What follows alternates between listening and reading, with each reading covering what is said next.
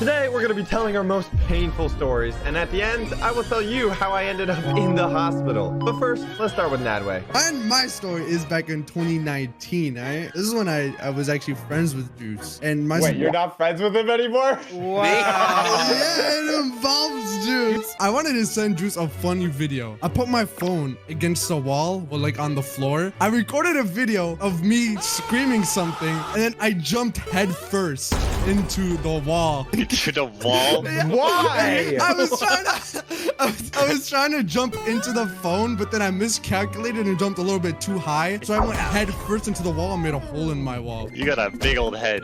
I was home alone at that time. I didn't know what to tell my parents. I told them that I was working out, running around, and I tripped on a wire and I fell into the wall. You were running around working out in your room? Yeah, I literally dolphin dived into the wall. I'm not even joking. The video was like I had it on my phone, but I was too scared of my parents finding the evidence, so I just deleted it. Yeah, kind of delete the evidence. I still have a photo of the hole in the wall. Well, Nadway gets his phone. Let's hear another story from Mr. Mimi. Well, I'm just a Chad. I've broken many bones, many hearts, many. That's cap. I'm just so cool. Okay, so. Shut up, Mimi. Here's the hole in the wall. Here it is. That's so tiny. What? Is that your head?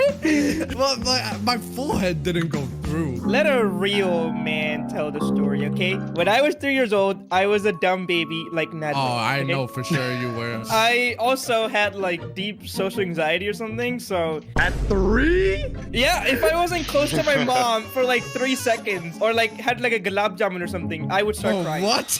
One day, my mom left me on the bed to go downstairs real quick. She had to make like some gulab jamuns or something. She went into my right? bed. You're literally not even real. You're not even a real baby. Like, you don't even exist. Okay, so literally like 3 minutes of unsupervision and my blood pressure was rising as a baby, okay? The bed was like 10 foot high or something, so I couldn't even get down. Somehow, as like a 3-year-old baby, I managed to do some parkour. Parkour? Yeah, I was doing like a handstand jump off the bed to a cabinet. I slid down the handles of the desk, and then I jumped on the floor and started emoting. Is this another concussion story? Because that also explains a lot. Yeah, I totally didn't just fall on my head. Once I got on the floor, I started crawling towards the stairs because my mom was downstairs, you know? This was in India, so like the stairs weren't made out of wood. They were made out of like hard stone, like marble or something.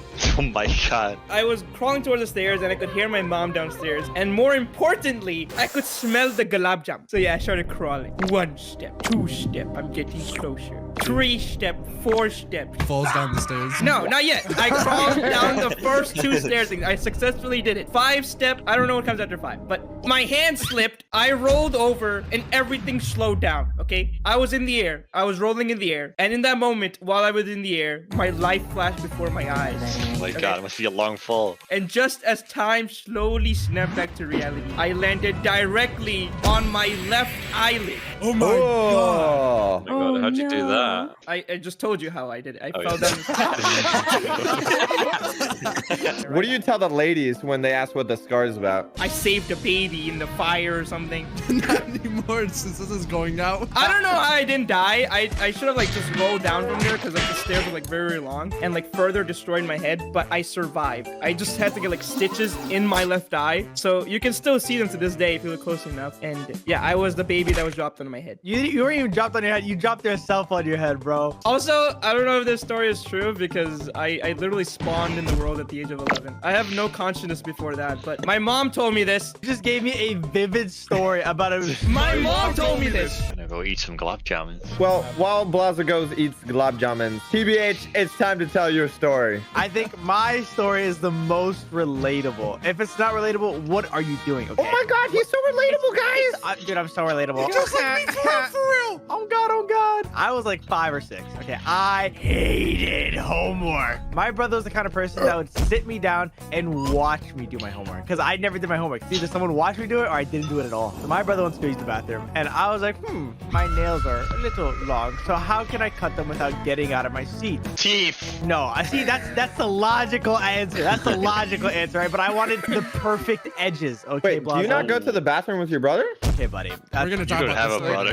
Wow. Okay, so I'm not halal anymore. So I was trying to figure out how I can get the perfect view beautiful edges on my nails. So I'm looking through my bag because I don't want to bite my nails because biting my nails, that's gross. So I found the next best thing, a pencil sharpener. A pencil sharpener. Pencil sharpener. My God. Did you go to your local school? No, it was just in my bag. You know, I was a good school student, but I was a bad homework student. You know what I mean? But how would that make it clean? Allie, I'm 6. My 6-year-old brain is like, okay, if I just put my finger, my pinky finger, my little pinky finger in the pencil sharpener and give it a little twist, the nail's gonna get a perfect cut. That's a great idea. Actually, I should try that. That was a great idea. And then I tried it. I gave it a little twist, and then half of my nail was gone. A perfect my God. curve. 2/3 of my nail is actually gone. Okay, I had a third of it, and I didn't even cry. And you know why I didn't cry?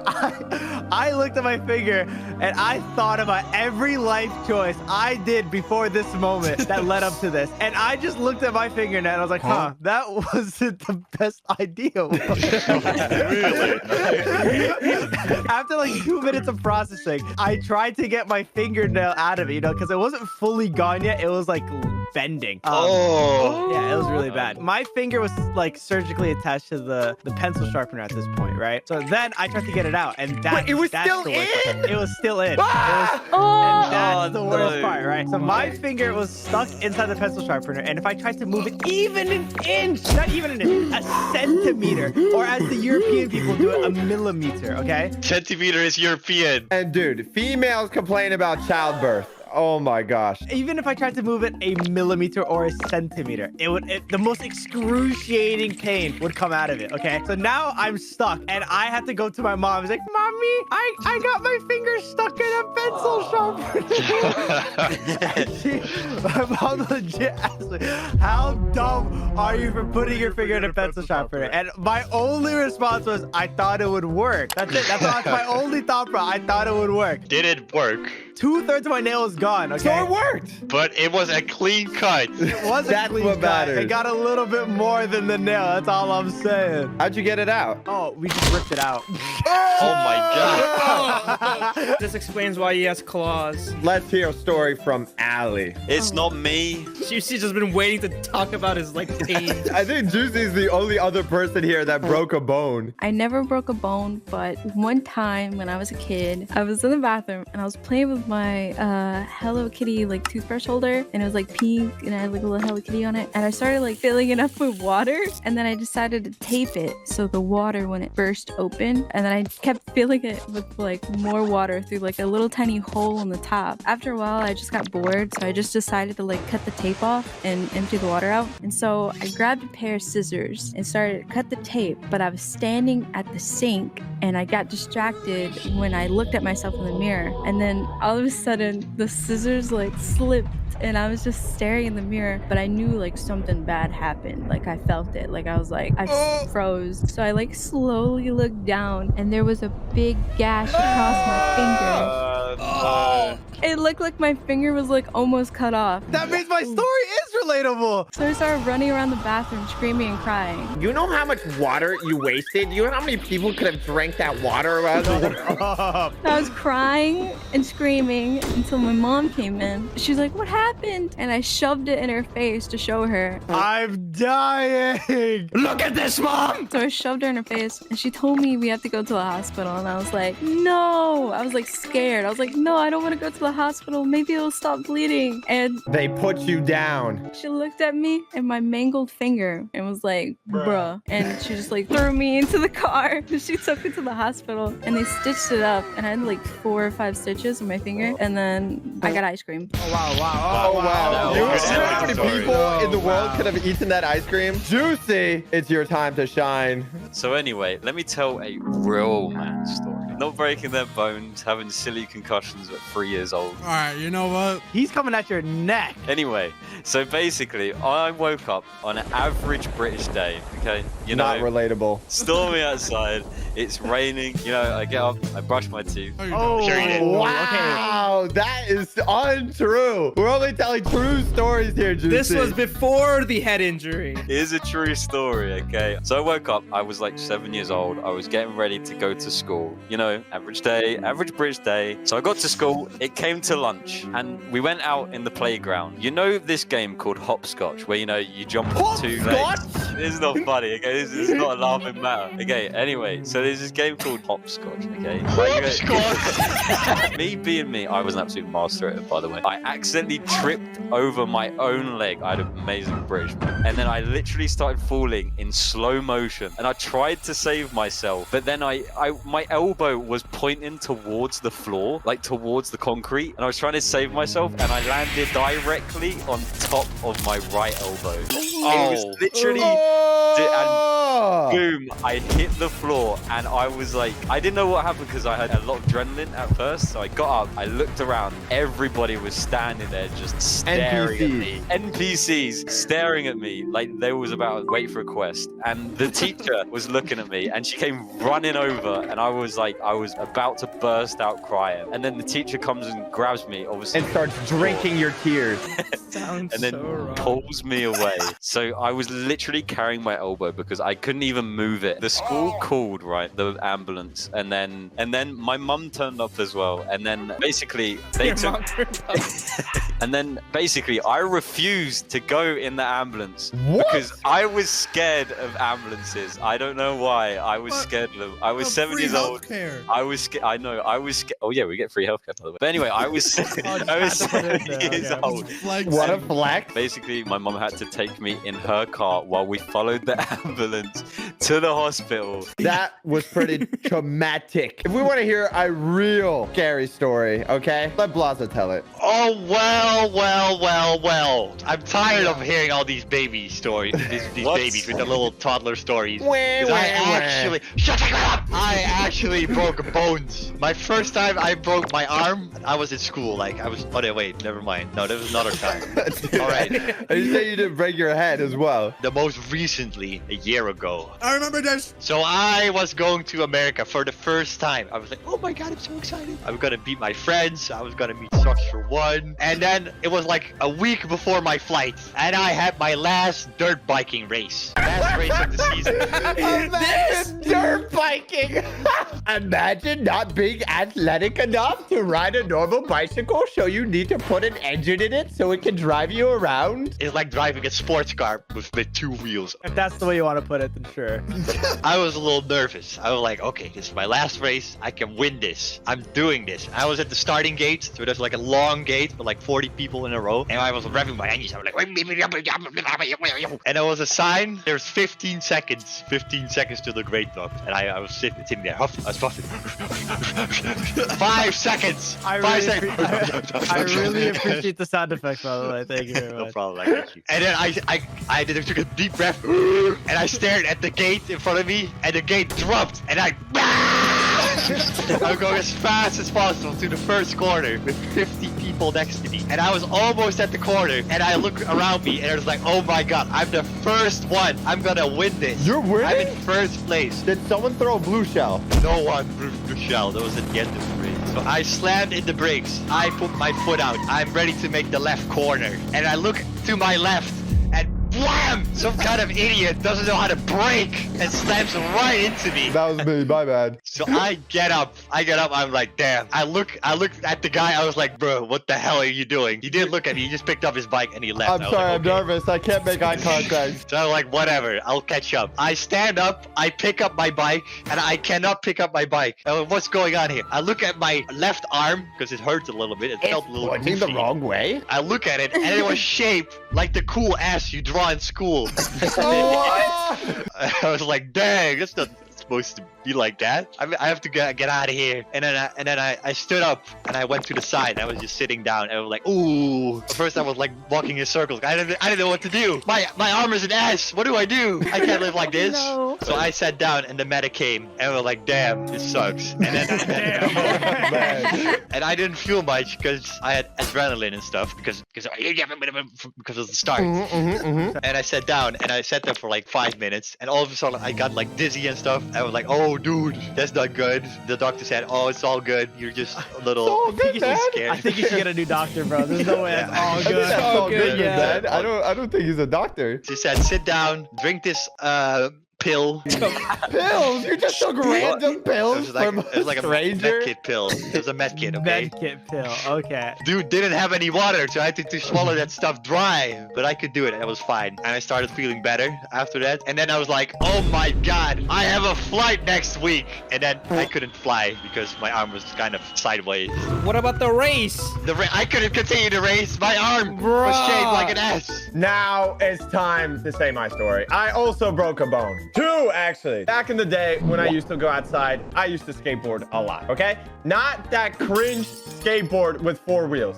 None of that. I'm talking about the ripstick. Nah, I had a ripstick. All you uncultured viewers, the ripstick is like the coolest trend back in the day. It was a skateboard that only had 2 wheels. One in the front, one in the back. Crazy, right? You must be asking, how the heck do you balance on 2 wheels? The trick was, as soon as you got onto the skateboard, you had to do this like little dance. You got to do the shot. As